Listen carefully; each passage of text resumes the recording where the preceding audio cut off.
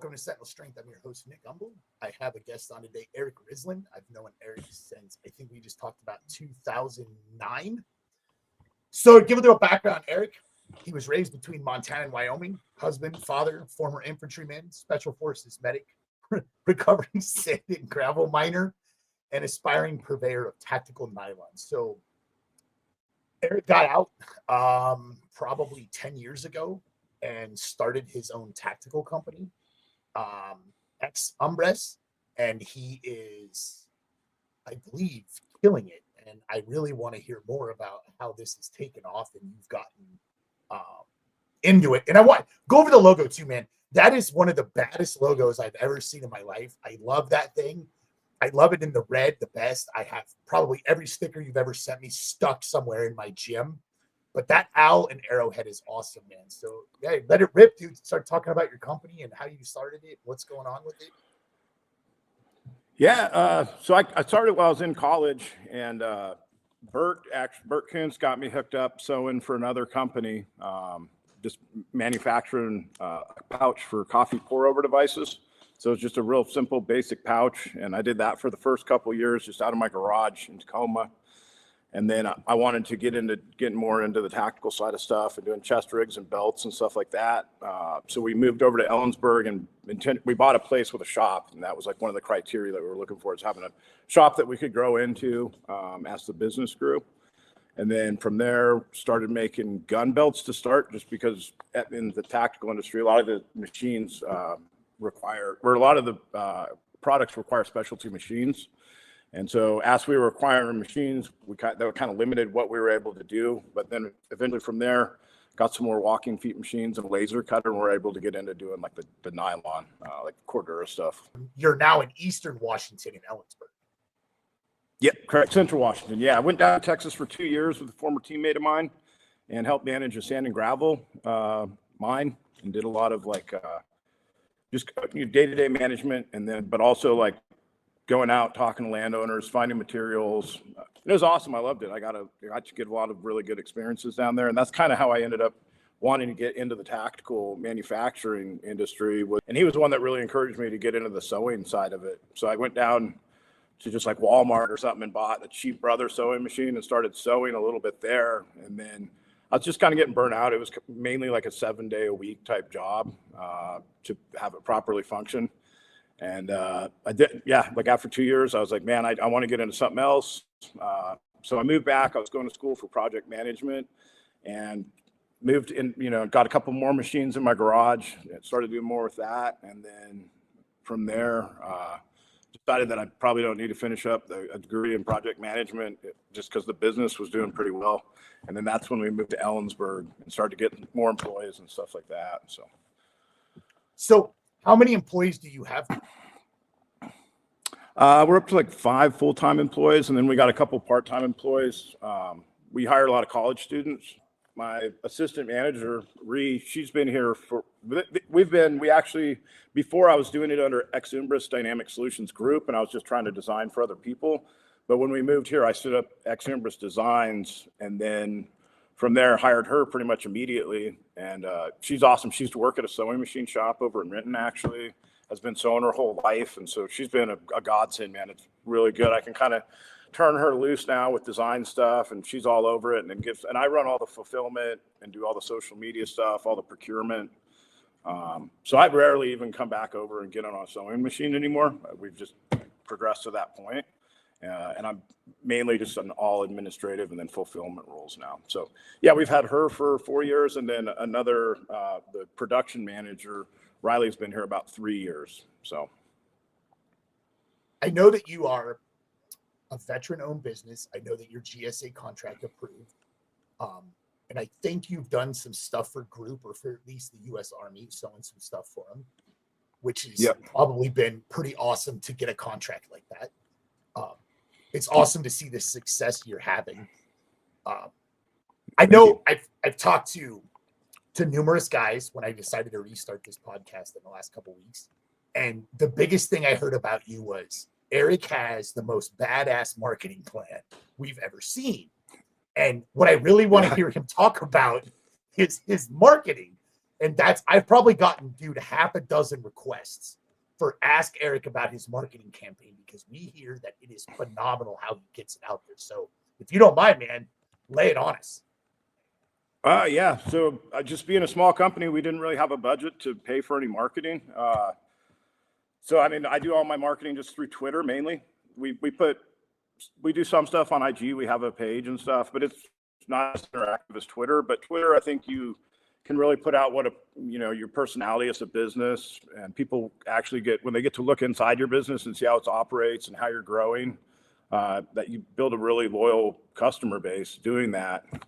So we've just tried to be like really honest with our customers about where we're at each phase of growth, what we're trying to get to next, and then we're pretty open there with our American values and things like that. So yeah, just being really honest, I guess, is probably the best marketing scheme on Twitter. Yeah, I mean, I see you. I think we tap each other on Twitter a lot, and I see some of the stuff that you're posting, and I'm like, to be honest with you, there are some companies out there. I have some guys that run gyms or run other businesses that are like, I'm not so sure I want to come on your podcast, Nick, because you get kind of political, man, and I'm not sure I want to deal with that because I don't want to offend any of my bases. And so, yeah. You when I see this shit that you're posting on Twitter, you haven't changed in the aspect of being the Eric Risland I know. Like, hey man, I want to do business. I'm going to do business.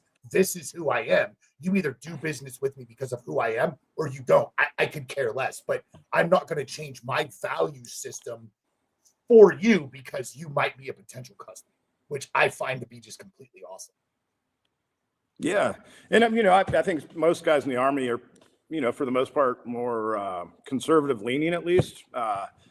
And honestly, there was some discussion about that at first, and a couple of people were like, whoa, hey, maybe don't say that, but it's how I feel. And I don't think that people that have an opposing viewpoint are the people that are out there actually buying tactical gear anyways. So it is what it is.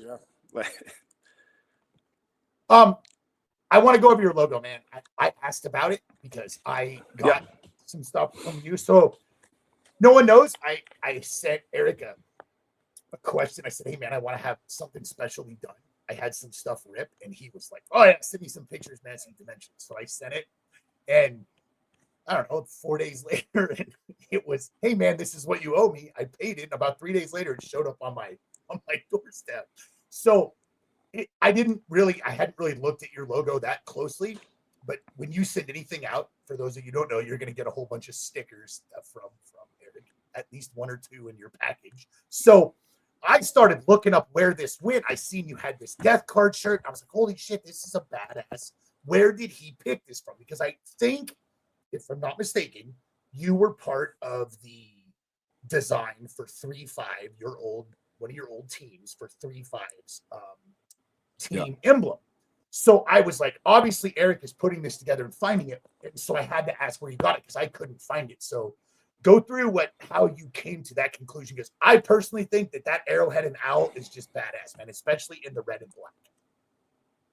Yeah. So one of the main things too, when we were standing this up, we really wanted to pay homage to like special operations forces that had come, prior to special forces and stuff like that. So we got the red outline of the arrowhead from 1st Special Services Force, and there was actually a parliament of owls that were living on this property when we moved in, like 4 or 5 of them. And we'd, like in the evenings, we'd sit out back and just kind of watch them swoop down and snatch up rodents and snakes and stuff. And I was just really impressed with them. I think they're a really cool bird. They have no natural predators. They're swift, silent, deadly. And I thought that was really cool. And, Ex Umbris is from the shadows. So I just felt that the owl really played into it well. And then we threw in the lightning bolt on the owl's wing to represent the modern day Special Forces patch with land, sea, and air, but just with one. And then, that's pretty much it on the logo. I don't know if you want to talk numbers or not, but what are you doing? Are you doing 7 figures in business yet? Have you hit that pinnacle? Or are you still working? No, not yet. Not annually. And everything that we're making, really, we're taking and we're turning it over. We're putting it into new machines, upgrading machines, getting more materials. So that's another kind of, if you're looking to get in the tactical industry, that's another kind of limiting factor on how fast you can progress unless you have a larger budget. Is a lot of the materials are pretty expensive and there's a minimum order quantity on a lot of that stuff. So that's why we've just, been taking everything, putting it back into the business. But the shop that we're in actually too, it wasn't, the guy that had it before me had a construction company and he ran a business out of one of the bays. It's a 4-bay shop and that bay was finished and we started in there. But the other 3 bays weren't finished. So the first couple of years we were just in a single bay and that's where we run all the fulfillment out of now. And then a couple of years ago, I just in the summer came in myself and insulated it and sheeted it and painted it and got it ready to go. And then we started transitioning machines over into here. But yeah, it's growing, but we're not in the 7 figures yet. You're the second or third guy I've talked to in the last couple of weeks that has said the exact same thing. I'm taking almost everything I own and I'm pumping it back into the company. I'm training guys. Who was it I just talked to that said that? They almost had the exact same wording that you did. They're like, we're pumping everything into training guys. We're pumping things into making sure. Oh, Josh Tatro. I want to have Josh on. He has a business in Seattle called Copperhead Security. And he was telling me the same thing. He's like, we just had a private conversation on the phone. And he was like, I'm not taking home the money you think I'm taking home. And I'm like, really? I'm sure some of his contracts are pretty big. And he's like, yeah, but I'm trying to take every dude that I hire and reinvest the money into those guys, hoping that they stick around for the next 10 to 15 years. And this is their second career post-military. And I can continue to train these guys on everything that we do and have them up to speed. So the fact that you and him and have forward thought this, hey, this is how I want to go forward. And I can pocket this now and stay small, or I can continue to grow and hopefully bust through this paradigm and get into some big military contracts or big just private industry contracts. I mean, there's a ton of companies like Blackwater that are looking to buy stuff, or guys that work for them that are looking to buy stuff and outfit foreigners and whatever, but foreign militaries. But I think what you guys are doing is awesome, man. And it's awesome to see you guys think that far ahead. Yeah, I appreciate it. And on that, like you're saying, personnel are definitely an investment too. They're one of your biggest investment, because if you get somebody, you go through all that time to train them, and then you only retain them for 6 months to a year. You got to bring somebody else in, train them up, So we try to do as much as we can to really show our employees how much we appreciate them and make it worthwhile for them to stick around with the company. I try to promote within the company. So, and then, just kind of, when we started small, it was just me and a couple of the girls. And then as soon as we grew a little bit more, I started putting them in charge of the new hires and stuff like that. And I think that helps a lot. But even when we were planning it, we haven't taken any investment or loans or anything. I try to just save money until we have enough money to buy a new machine, or save money until we have enough to get into a different type of material and all the different colors and stuff like that. And so we kind of planned it out like, you got obviously your facilities, your equipment, and then your personnel are like the three main areas that we try to control for growth too, if that makes sense.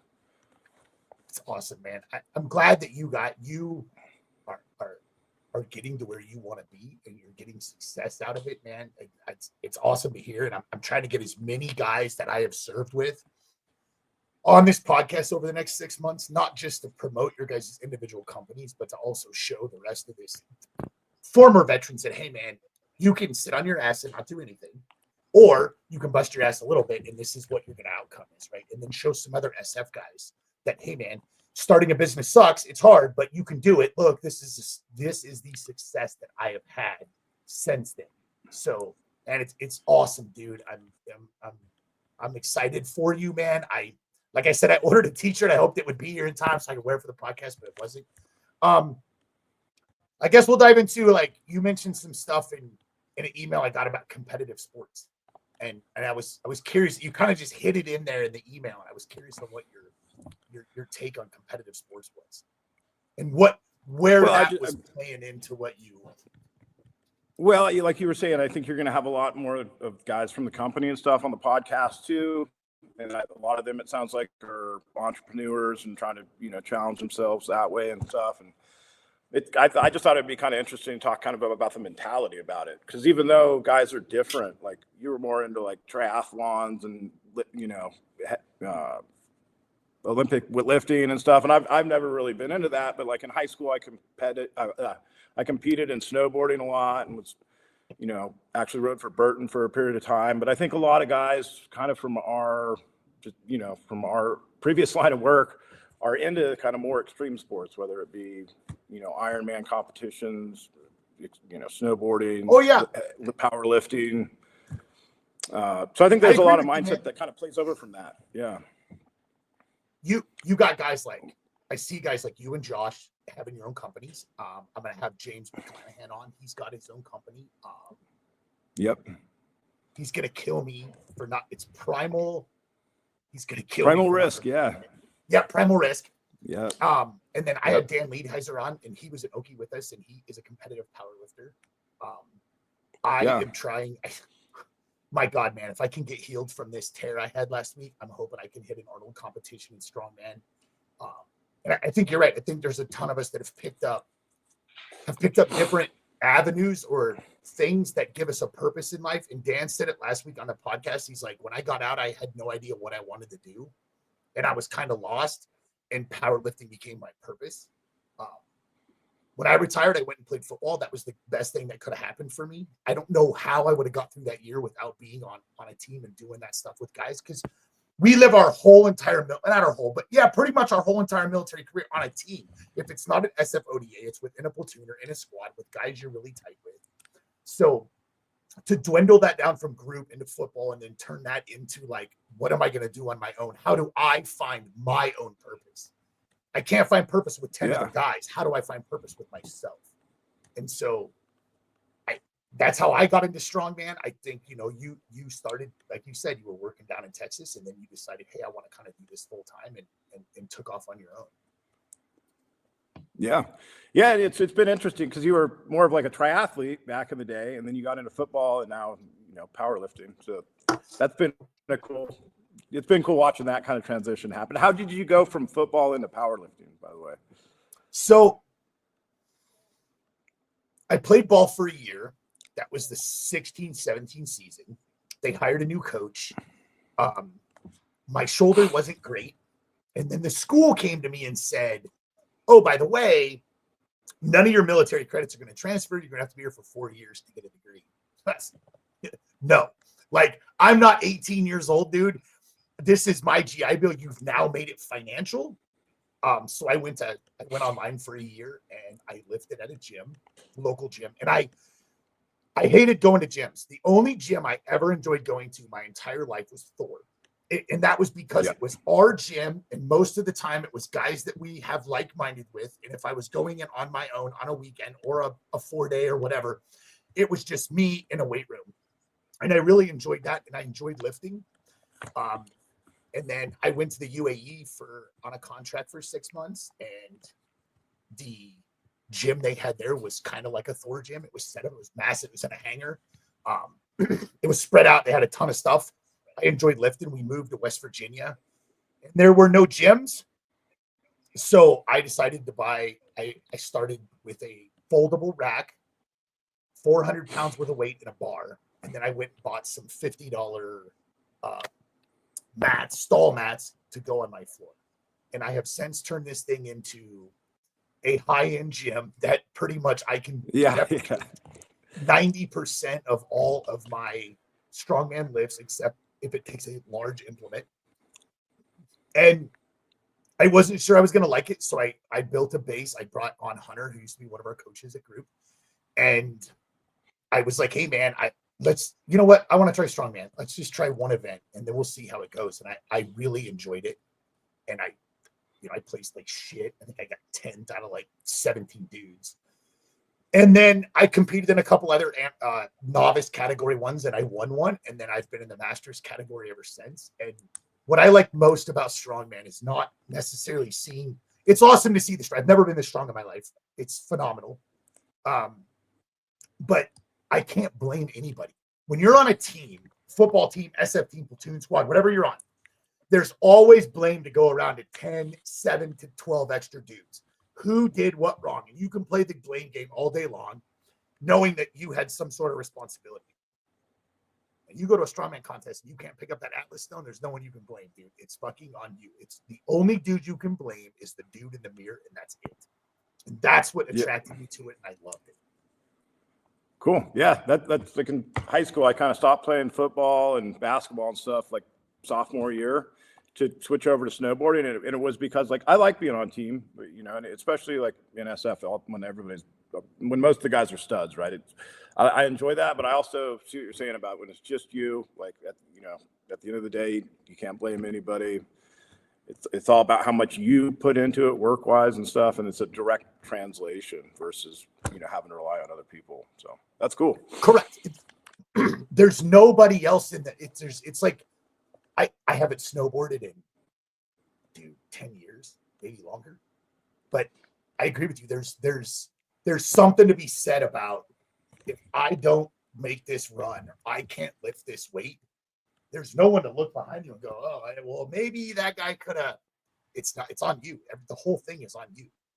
And so that's what's been attractive about it, man. I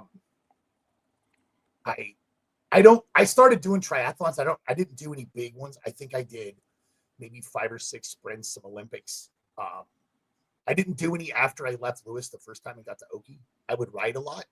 Man, I haven't been on a bicycle other than a stationary bike for probably 10 years now. Yeah. I had one for a little bit in Oki, and then guys kept getting hit, so I got rid of it. Yep, that's how I got rid of mine. I got hit twice when I was in Oki. I'm like, I'm done, dude. I'm not riding this anymore. Yeah. Are you still snowboarding? Are you going up to Snoqualmie or over to Mount Bachelor? Are you still snowboarding now? I haven't been the last couple of years just because we've been so busy with the business and the family and all that. But yeah, even when I was in 4th Battalion, I was pretty heavy into it still. I wasn't competing or anything. I haven't competed in probably 15 years. But it's still something I enjoy doing and I want to do more of in the future. James keeps hitting me up and trying to get me to schedule a trip. So we got to make that happen. So what I know that since I've last seen you, you're remarried and you have a second child, if I'm not mistaken, with the lady you're married to currently. And how old is he now? So he's going to be 5 on the 1st. His name's Tyler. And then my oldest son is getting ready to turn 21 in July. So that's holy cow. Yeah. Yeah, I remember that kid was running around my house putting 3-5 bumper stickers on everyone's car. Yeah, except the 3-5 guys. But yeah. So he's a full-blown adult now, and it's cool. He was really a pretty mellow, laid-back kid, and my youngest son Tyler is the totally opposite of Julian. He's more like I was growing up and stuff like that. So, but it's great. We live out in the country, and we can kind of just turn loose when he gets wild. He's got a little electric bike already, and we're going to try to get him on a dirt bike this summer. And I just really want to give him, that kind of country lifestyle upbringing where he goes out, shoots BB guns. I got him shooting a bow already. You know what I mean? I think that a lot of that's kind of lost in America with everybody growing up in cities and stuff now. And I think that's important for people to kind of be able to experience that when they're young, especially dudes, Yeah, I agree with you. My daughter lives in Richland, and her stepdad took her and her sisters and taught them how to shoot guns at a very young age. And he was like, I don't want somebody showing up to a party and pulling out, whatever, and they don't know how to deal with it. I would rather have them have the sense to go either, hey, give me that so I can make sure that no one's going to die here, or, hey, I need to leave because this is a bad ordeal, right? So, and you're right. He was a big bow hunter, and so he taught those girls how to shoot when they were very young, and I appreciated him doing that because I think you're right. Some of that stuff's a lost art these days, but also it teaches kids responsibility, man. Yeah. And work ethic too. Like, my brother and my dad have always been into shooting archery, and I haven't been. And then finally my brother a couple years ago gave me one of his old bows. And so I've been really getting into it lately, and it's cool, man. It's kind of like long range rifle marksmanship, right? You really got to think, slow down, But I like to go out every night and try to shoot between 50 and 100 arrows after work, just because it kind of gives me some downtime. And, you know, part like with running a business, you're on social media all the time during the day, answering questions. And it's just a good time to kind of mellow out, let your brain reset, think about other stuff, and just kind of be in the moment and focus specifically on this minute individual task, you know. So. Yeah, you're giving. I think you'd yourself enjoy it. some Yeah. time. You're giving yourself some. So my wife's like that, right? So Jen started, her and the owner started a business for children with autism to do in-home therapy. And I think Jen probably maxes out about 70 hours a week right now. And she's just has the same work ethic that we do, right? Like we want to constantly ensure that we're succeeding and doing everything we need to succeed. And she does the same thing that you do. She puts a lot of money and a lot of training back into the employees, and she tries to promote from within and pay for people's master's degrees so that she has board certified behavior analysts that she's trained and that understand the in-home therapy that she wants to do. So that's awesome. Yeah, man, I get it. Trying to get her to get downtime has been a pain, although I understand it because we both lived that life for many, many years where it was like everything came second to that job. And so I get it, man, and giving yourself some downtime, something you need. And Jen is now in the gym with me probably 4 days a week, maybe 3 or 4 days a week when she can. And she's starting to pick up weight. So yeah, man, I get it. I've been really lax, dude, on shooting. I don't think I've probably shot in 3 years. Mm-hmm. Yeah, I like bows now, man. They're a lot cheaper. Oh, so you're not shooting a lot either? No. I don't really have time, man. And when I do, I want to go out and work on developing something new. I do a lot of fly fishing in the summertime. We got a raft, and I like to do that as much as possible. Hiking, I like to get out in the woods and just kind of do stuff to unplug and get away from technology and all that stuff, and have a little bit of quiet time to think and just slow down, right? Because I've seen a lot of pictures of you out and about, man, getting out, going on the trails, being in a canoe or a kayak or a boat with your kid, wife. It's good, man. It's good to get away, dude. Yeah, it's necessary, man. And when I was running that sand plant down in Texas, I literally got burnt out from it. And I came back, and when I first came back, I just bought a bass boat and hung out for summer and just bumped around to all the lakes over by Tacoma and just, kind of let the battery recharge. And so, especially with the business, I try to make time to get out and, give myself a break, every once in a while. And we don't take big, we don't go to the Caribbean or take big vacations or anything. We got a lot of really cool stuff right here in our backyard. And eventually I'd like to move the business from Washington back to Montana so we can be closer to my family and stuff. And we're just trying to get out and enjoy Washington for what it is, while we can. Yeah, man. I know that you guys aren't seeing the main impact they do on the I-5 corridor, but I'm sure that some of the stuff that's going on in Olympia is affecting you in large ways, dude. So yeah, we live outside of town too, about 20 miles. We kind of live between Ellensburg and Clay Elum. So really, I try not to even go to the west side anymore, just because you're right. Like once you drop over Snoqualmie Pass and get down by 405 and stuff, traffic's terrible. Last summer I went all the way down to Olympia, and there's all the homeless encampments on the side of the road, and it's totally changed since even when we were getting out of the military. I went back when I was contracting. I went back to Fort Lewis in the summer of 2022, I think, maybe 23. And I went back for a PSS. So the trips would go, I'd fly on a Monday, fly back on a Thursday. And then when we would do the regular trip, we would fly out on a Sunday, spend 2 weeks and fly back. So my contract company was super cool. They let Jen go with me. My project manager was like, hey, I have to pay for a hotel, a flight, and a car. So you're going to have to pay for her flight. I could care less. But as long as you get your work done, I don't care who goes with you. So Jen would work remotely from the hotel. And we would drive on the weekends. We would drive around and go at dinner with stuff. We noticed when we left and flew out, dude, after being there 12 days, we both looked at each other as soon as the airplane took off. And we were both like, we didn't lose shit here. We are never coming back. Yeah, it's terrible. It's bad. It's sad, really. Yeah.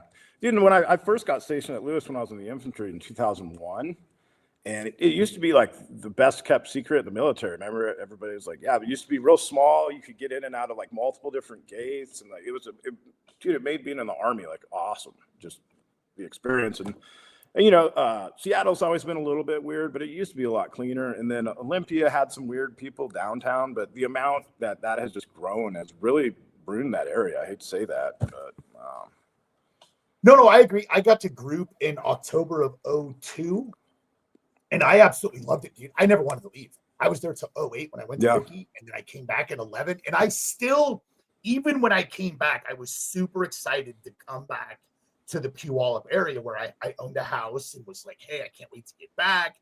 This is going to be awesome, regardless of what my personal life was in fucking shambles or not.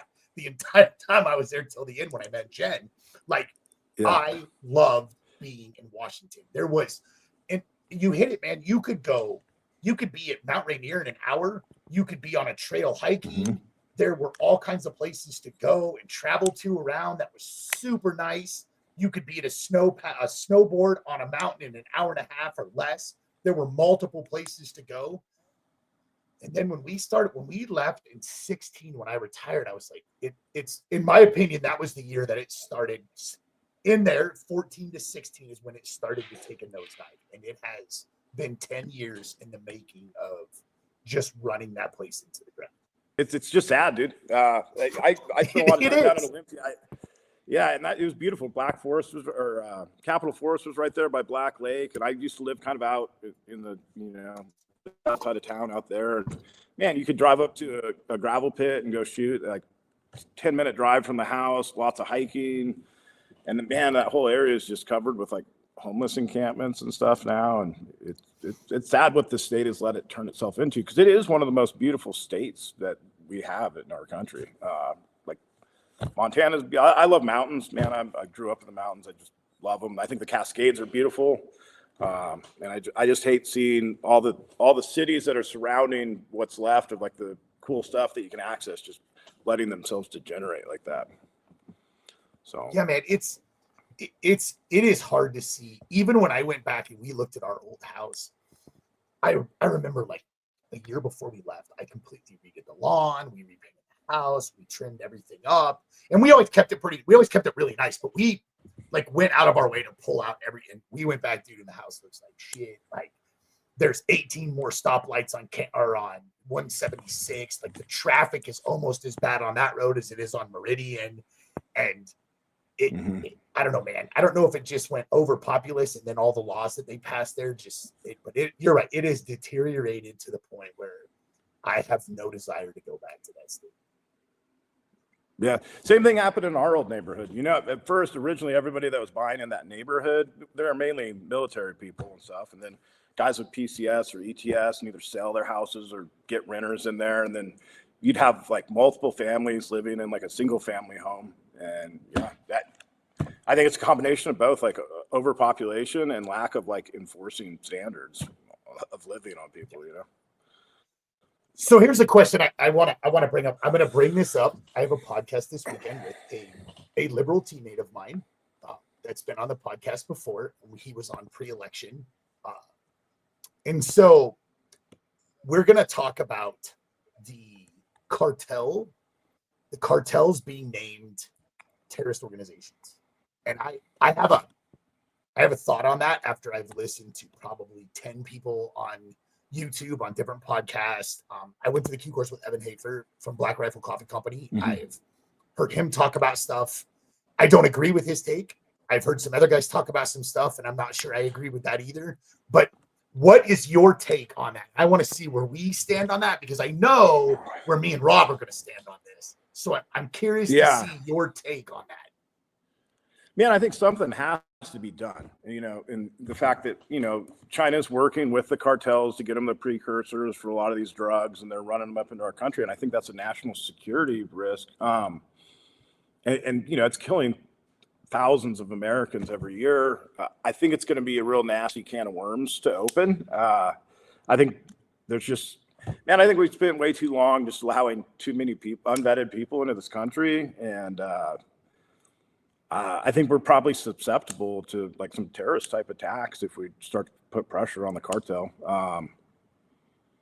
I'm glad that first thing that this administration did was push troops to the border, start working on border security, and their approach of actually like targeting criminal offenders, not just people that came here illegally, but like people with known criminal backgrounds. And I think getting them out of here is a start. But who knows how many other people are here that could be potentially networked in with the cartels that could be a threat. And even in Montana, they're picking up their presence on the Native American reservations and stuff like that. So I just hope whoever's doing the analysis on this knows how networked they are. Montana's a long way from the southern border, and they're up there. Yeah. I completely agree with you.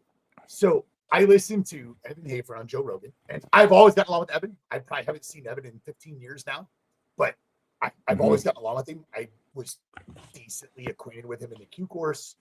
We did or trained together, I think, a couple times while I was in first group. And he made the comment, like, just wait until the full force of basically JSOC, Delta Force SEAL Team 6, unleash holy hell on the cartels. It is going to be a nightmare for him. And I, as much as I love Evan, I think that's a complete bullshit take. And this is why. We fought a war in Afghanistan, Iraq, where dudes didn't have any night vision. But if you talk to anybody that was on the ground when they started getting shot at, and the Taliban or AQ or AQI had night vision, shit got real quick, right? So the difference between what we did the last 20 years, and I'm going to dumb this down to the most knuckle dragging chimp thing I can think of. We went to Afghanistan and fought a bunch of dudes that lived out of caves, off the land, didn't need a whole lot of sustainment, didn't have a whole lot of money, and used what they had to make roadside bombs and start killing people. We are going up against a cartel that's been in business for 30 years, if not longer, at a minimum. And I mean, when I say 30 years, I mean massive. It's been massive for 30 years. So they've been in business for 30 years. They have an unlimited funding. They're being trained by former SF guys and Fort Delta operators. That is a fact. That's not hyperbolic. They have night vision. They have every ounce of weaponry that we have, down from a 50 cal mod deuce all the way down to a Glock 19 pistol. They're very proficient with it. We know people in the government are completely bought off by the cartel. We know judges are bought off by the cartel. So at any point, if you think that you're going to insert a Delta team on a bunch of little birds into a cartel stronghold and you're going to own that shit with the most violence ever, it ain't going to happen. It's going to be a bloodbath because ain't shit going to be a surprise. It's all going to get crazy. Those dudes are going to be waiting and ready for you because they are embedded in the U.S. government at times. And I'm hoping that this administration can pull some of that stuff out of it. And we can start exposing some of these dudes. And I'm not saying that there aren't. I have no proof that there's people bought off by the cartel, but I would be shocked if 535 members of Congress and 5,000 judges in this country, along with cops and border patrol agents and ATF and DEA guys, are not bought off by the cartels. I would be absolutely shocked.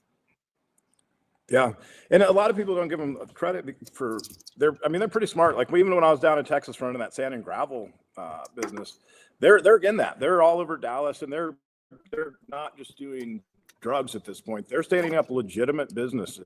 They're washing a lot of their drug money through probably, but they're getting in on a ton of the construction and stuff around the Dallas area. And they have concrete businesses, and they're in the sand and gravel businesses. I mean,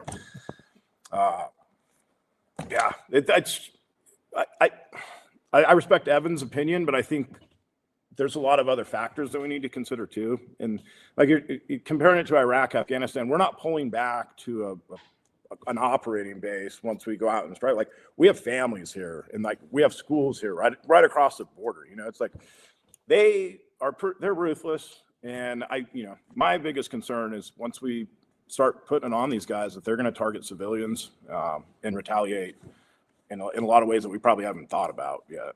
So well, and we've seen OPM be hacked. We've seen service members in the past that have potentially been targeted by AQ in the States. Mm-hmm. Now, and that was those dudes. I'm not saying that AQ was targeting.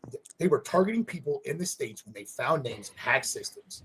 And I'm not saying it was OPM that got hacked that was there, but there have been service members that were found on lists in Afghanistan that were being their families. They knew where their kids and okay, well, extrapolate that to now it's Mexico, dude.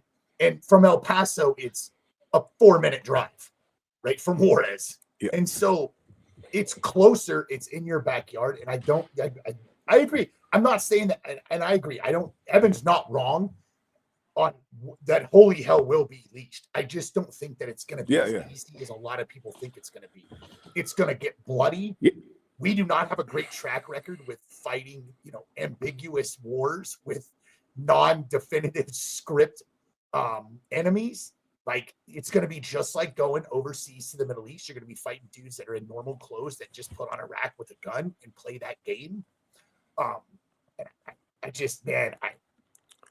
I agree, man. We got to do something. Let this go on too long. It cannot stand. It's got to be done. I just don't think it's going to get done as easy as we think it is. Yeah, they already have the networks in place that you need, right, to conduct any type of military operations, sabotage, anything like that inside the United States. And they already have people that don't care, right? They're criminals. They're selling drugs. So moving guns and actually even going out and like actioning targets for the cartels. I think in a perfect world, if we flew in some tier 1 assets and took out the heads of the cartel, maybe that would have an impact. But anytime you schwack somebody at the top, there's always somebody a few days later that pops up that takes over that. And I think it's going to be very similar with cartels too. And they're bold. With a lot of the stuff they do, they are bold. Oh yeah, man. And they have no mercy. They don't give a shit. I mean, you look at the stuff they're doing in Mexico and in other countries in Central America, and even what they were doing in El Salvador. I mean, I know people on the civil liberty, and I'm a huge civil liberty guy, right? And I'm not a fan of the Patriot Act. I'm not a fan of the FISA court. There's no due process there. And I understand that when I was in the military, UCMJ doesn't give you the process that you get by the Constitution because you are in the military.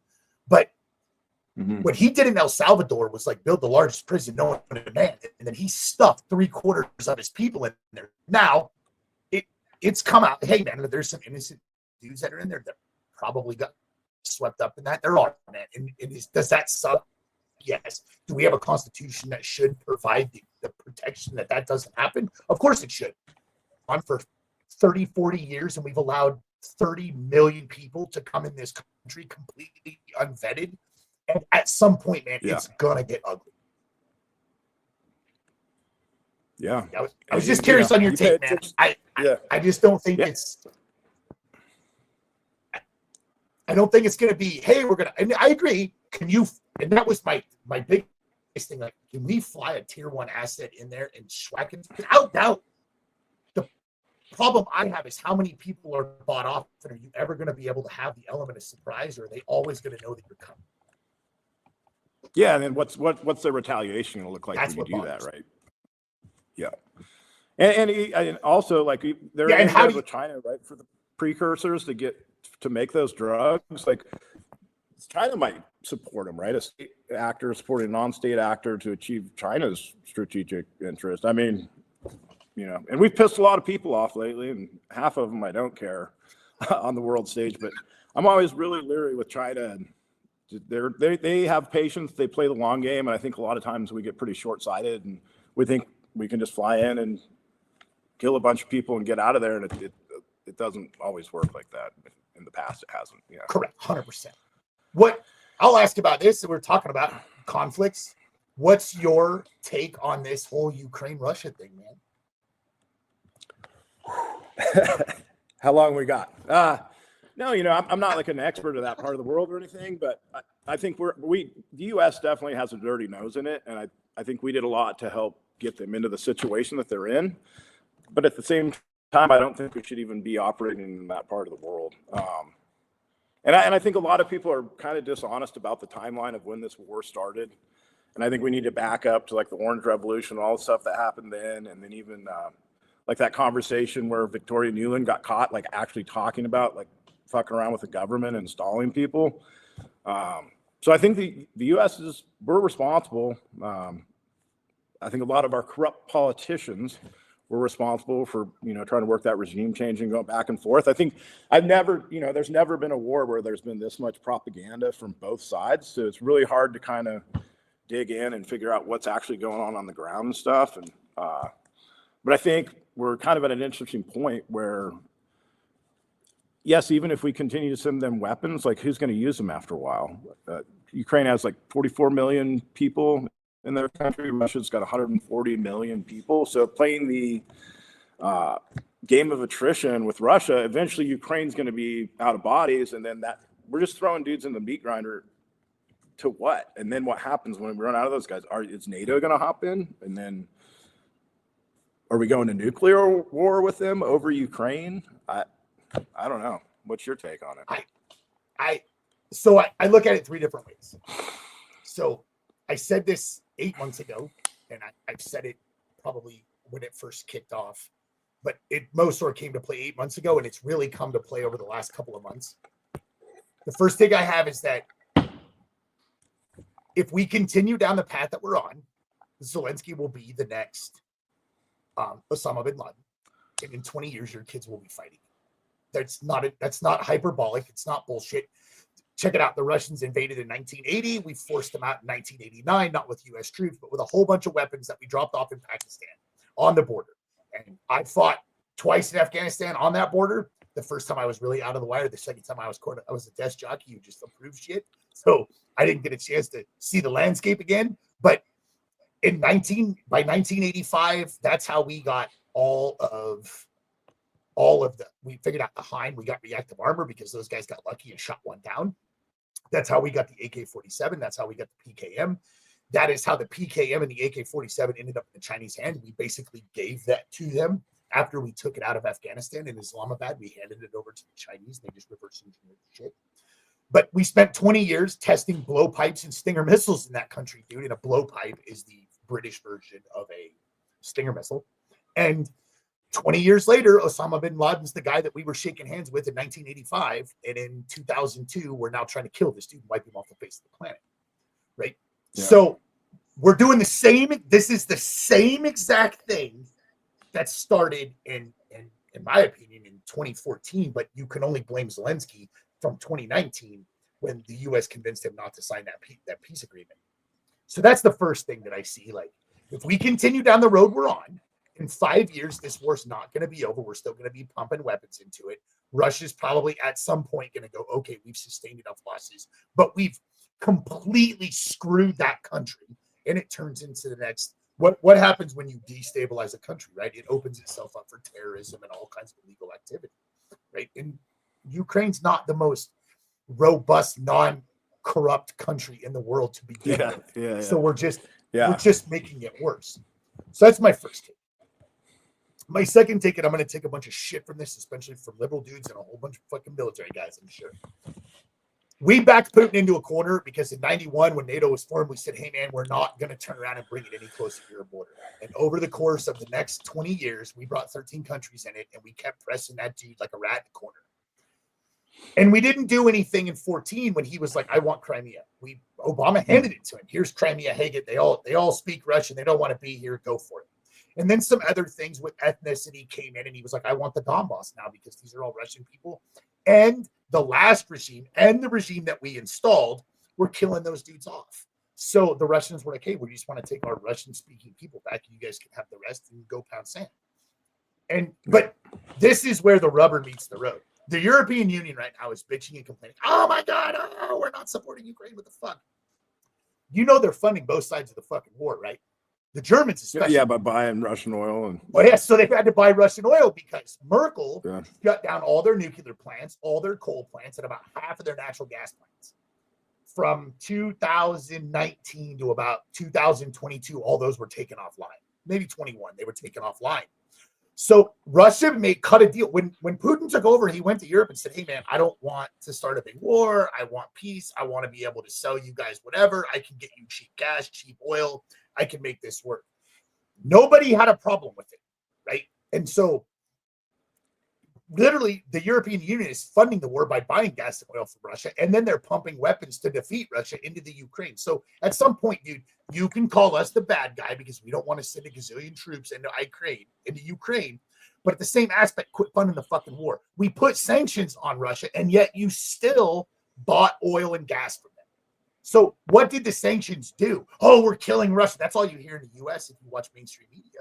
But in the grand scheme of things, the Germans, the French aren't. The French are smart, and they have their own power grid with fucking nuclear power. In about 5 years, you're going to see the French, in my opinion, become the greatest power broker in Europe because they're about to put a power plant online that can basically power Europe for the next 30 years. But regardless, you're funding both sides of the war. So stop talking out your ass about how Trump won't do this and Trump won't do that and bad Trump this, bad Trump that. Why aren't you stop buying oil and gas? Stop funding the shit out of them.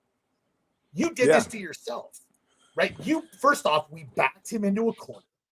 And then whenever we get a peace agreement to be signed, some European Union member comes in and says, don't sign that. Well, hey, man, at some point, we've got to stop this or Zelensky's going to be the next Osama bin Laden. And we're already going down that track. It's the same exact thing that happened from 1980 to 1989 when Russia invaded Afghanistan.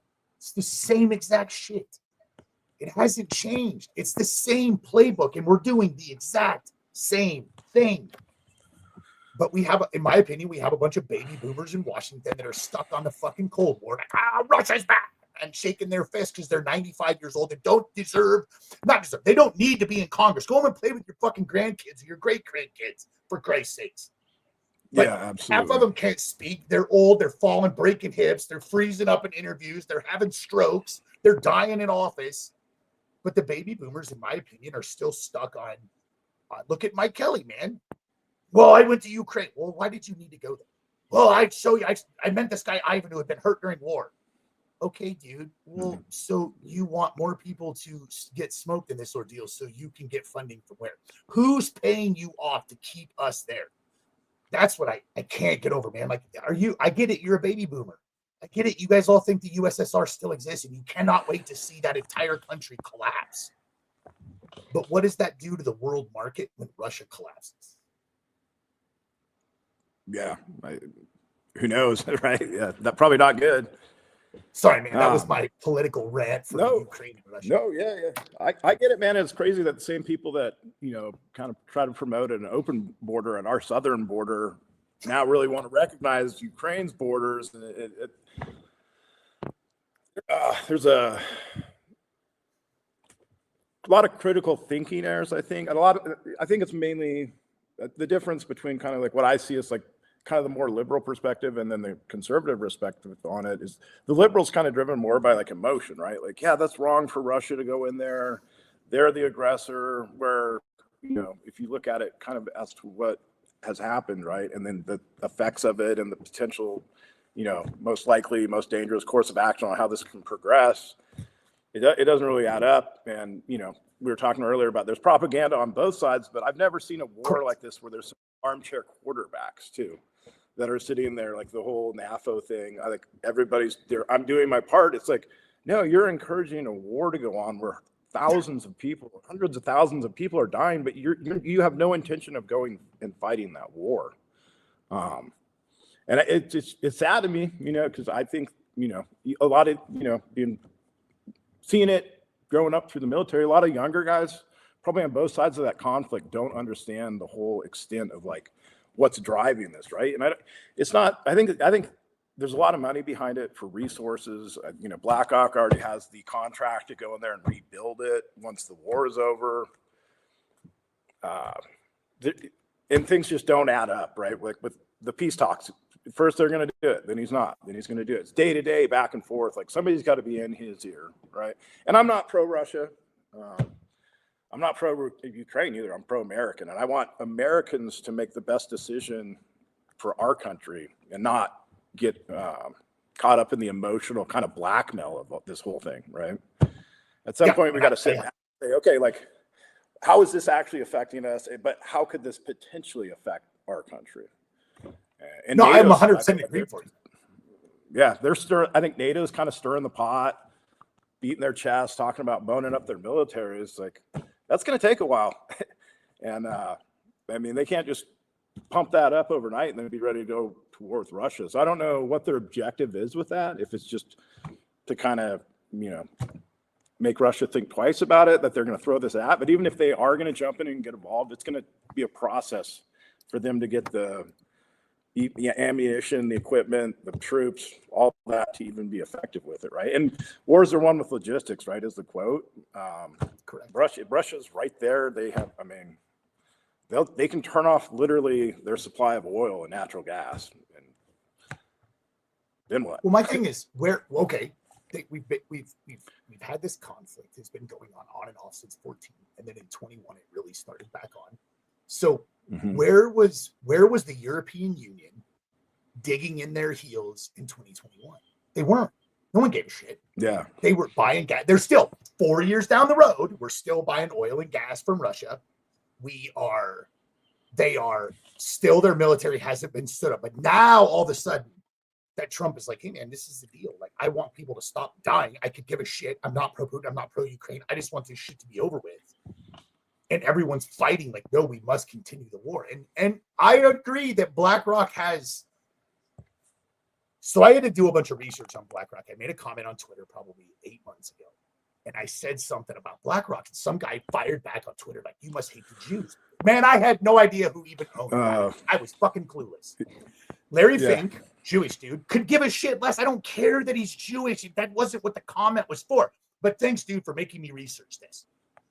So BlackRock has 100. They have assets. They have clients in 130 countries and assets in 80, and they're worth $30 trillion. They hold $30 trillion asset. The only country that is bigger GDP-wise than BlackRock, the company, is the United States. They control more assets and more money than China does. And they have a $500 billion contract to rebuild Ukraine. Who signed off on that shit?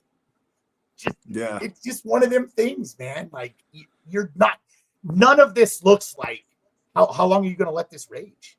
Why did nobody jump in and try to rebuild Afghanistan? I mean, if you look at pictures from Afghanistan in the 70s, girls were in mini skirts. They were in, like, cleavage was showing. They had their hair down. Burqas weren't a thing. As soon as that war ended in 1989, completely different place, man. Completely different place. Yeah, it'll be interesting. I definitely did. I think at this point, though, de-escalation, right? And I don't know what that's going to look like. They're going to have to get both sides to come and sit down at the table. And I just hate seeing young men from both countries sit there and die like that in those trenches because their leaders can't come together and figure out a solution, Yeah, and the propaganda is not helping it on either side, right? Both of those propaganda machines, the Western propaganda machine and the Russian propaganda machine, are so, and that to me is what's killing all those dudes, is the propaganda machine is keeping this thing going. And I think if you pulled the propaganda blanket off of that, it would be a whole lot better off. But no one's going to pull that off because it's a money-making scheme for everyone involved, except for the dudes on the ground with a gun in their hand. Yeah, and they're the ones that pay for it. And that's why I like Trump's idea of, saying, hey, give us a mineral deal on this, and then we will have interest there. Russia won't fuck with you if we have interest. And that it might not bring an end to it or like get the lines drawn back on like who's going to take what part of it, but at least it stops the guys that are getting killed in the trenches, man, on both sides. It could bring that down and then go from there. But yeah, no, I 100% agree with you, dude. The more that I'm removed from the army, the longer that I ponder my time in Iraq and the Iraq war, man. I think that we could have gone into Iraq and gave 3 ultimatums. All right, dude, this is a deal. We're going to fund you if you keep Iran at bay. B, quit fucking with the Kurds. You don't have to give them the land, but Kurdistan is a quasi-country. Quit fucking with those dudes. And third, hey, man, your 2 sons, they got to go. We can do it or you can do it, but them 2 psychopaths got to go. They are not taking this country over when you pass. So I don't know how many women you have got to go do whatever with to come out with a son that's got a brain on him and can be educated somewhere other than where your two sadistic sons were educated at, and are basically just treating people like play toys and feeding shit to lions. Like, they got to go. I think he would, because what we did, hindsight being 2020, is we created a vacuum in the Middle East that I don't think will ever be filled. I think that Assad tried to fill it in Syria, and that shit backfired just horribly for him. And now you're having an ethnic cleansing of every Christian in that country being shot and killed and put in mass graves, right? And so it's one of those Not things. a lot of outcry on that, though. Oh no, nobody's talking about that. I've seen that. I guess it's fairly new. It's probably within the last 2 weeks that started. But you're right. No one's talking about the ethnic cleansing of Christians in Syria right now, and it's massive. They're talking tens of thousands have already died in the last 3 weeks. Well, Eric, it's been good, dude. Eric's company website will be in there for you guys to go to and visit. He's got, for those that don't know, he's got all kinds of merchandise, dude. He's got some awesome shirts, hats. If you guys need something made, I don't know how custom it's going to be, but I'm willing to bet if you reach out to him, he probably has a way to get it done. So look him up, man. It's a great company. Like I said, I've had him make some stuff for me, and I have got some of his apparel coming on the way. And I appreciate you coming on the show, brother. The best advice anyone ever gave me was 2 words. You can't. And you know what my response was? 2 words. Watch me.